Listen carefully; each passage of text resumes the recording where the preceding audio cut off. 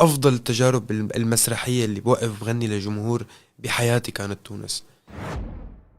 اللي تغنيه كله عشته إيه، حتى في الحب؟ حتى في الحب. بصراحة ليلى نفعتك أو ضرتك؟ كل تجربة بحياتي نفعتني. وإنسانيا شو ولد فيك؟ انكسار عاطفي؟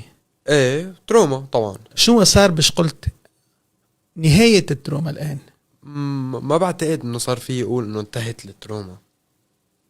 أنا عم بتعايش معه.